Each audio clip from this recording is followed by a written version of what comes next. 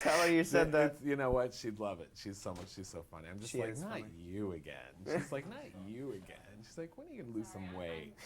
She's so funny. That's hilarious. Yeah, I actually like her a lot.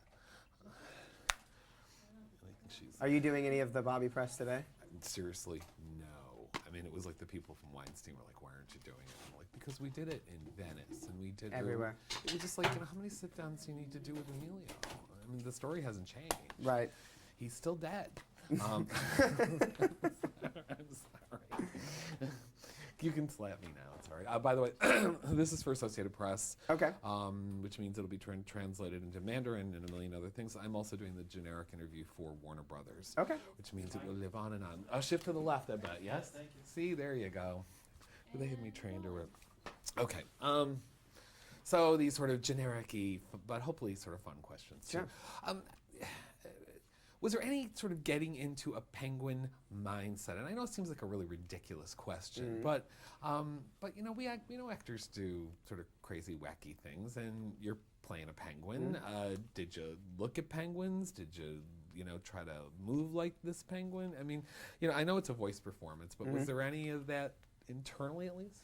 I mean, I think that there was some of that internally. I think that as playing a penguin in a movie that especially is paying very real attention to the reality of penguins. It's a sort of photorealistic view of penguins, even though it's an animated film.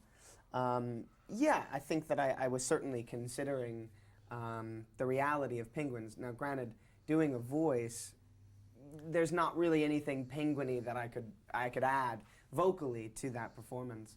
But I certainly allowed myself to find out as much information about penguins as I could, and when I met with George for the first time, we talked a lot about the reality of emperor penguins and what kind of animals they are, and where he got a lot of the story ideas from in the film. So. There's a moment in the Boogie Wonderland sequence where you actually do get to sort of, non-sing sing. Is that really you? Oh yeah.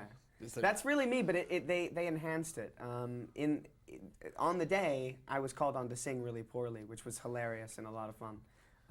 But when I saw the film, I realized that they had added, on top of it, actual penguin squawking to make it sound worse. Actually, we thought it'll probably sound amazing to penguins, but it sounded a little bit like Lucille Ball when she did Mame. It's a really old gay reference, but she was horrible. Was it a croak? We don't know what the sound was, but it sounded a lot like that. Anyway, so talk to me just a little bit about this character, because as I'm watching this movie, it reminded me a little bit of the classic Rankin Bass, Rudolph the Red-Nosed Reindeer, a story of a disenfranchised meets Moulin Rouge. Perhaps. But yeah, talk to me a little bit sort of about him. I mean, because clearly, he is sort of a classic, he's a classic narrative character. He's disenfranchised, he has to go off and grow up and be alone. Yeah, I mean, in that way, it's sort of, there's a classic tale construct, it is the lead who is disenfranchised, who is sort of excised from the community and has to go on this journey of self-discovery. I mean, ultimately, Mumble is born without the ability to, he's basically born without the ability to sing. He doesn't have a heart song, which actually comes from real emperor penguins. Emperor penguins do vocally recognize each other. That's the way that they define themselves and their identity. They have different voices, which is kind of fascinating. So that's where that notion comes from, and he's born without the ability to sing, but he can tap, he can dance, so he can express himself that way. But he is seen as being an oddball and is essentially seen as not being true penguin. So he's excised. But I think what's really amazing about Mumble is that he's kind of unaware, blissfully initially, that there's anything wrong with him. And as he goes on this journey, I think he becomes more confident in the fact that he is different.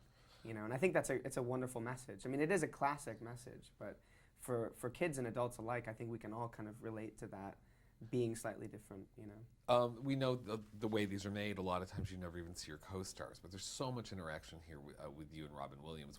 Was there real interaction? What was that like? Oh, there was.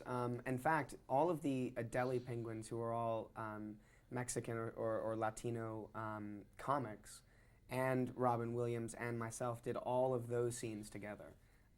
which was such a pleasure. Because you're right, oftentimes with animated films, you don't necessarily get to work with the other actors that are doing voices. It's normally based on schedule. So we got to do all of our scenes together, which really elevated those scenes. Those are extremely important scenes because it's all about the interplay between the characters, especially the Adelie penguins. So tell me about being all together, because I would imagine that a 2-hour session turned into about 200. It was hilarious. It was about a straight week of work with those guys. And for me, my character's relatively the straight man, you know. He's not meant to be funny. So being in the midst of that, I mean, I was literally surrounded by them in the studio. It was absolute insanity. And scenes were as written. We'd kind of go through them as written, and then they would go off into the stratosphere, and you know, we'd have multiple takes of Robin riffing and the guys riffing, and I'd kind of try and keep up. It was hilarious. And watching Robin Williams work was a real honor for me. I've been a fan of his for a number of years. He's an absolute genius in the craft of voice. It's really kind of extraordinary how many voices he has actually in his head, and at any given time, any number of them could come out. So it's. Did you get to meet Savion at all? I didn't, sadly. A lot of the, all of the motion capture work with Savion was done separately, and I think it may have been done in New York City, because I think he lives there. So I didn't get a chance to meet him. I did get to hear him throughout the process with his various percussive taps, but he's an absolute genius. It's incredible, and I think it really makes the character. It's such a huge part of the character, and to have it be so percussive and so beautiful and almost inhuman, it's truly amazing. Bless your heart. Thanks for this. I do appreciate it. Good luck with Thank you. everything. Oh, I know thanks. you've got a long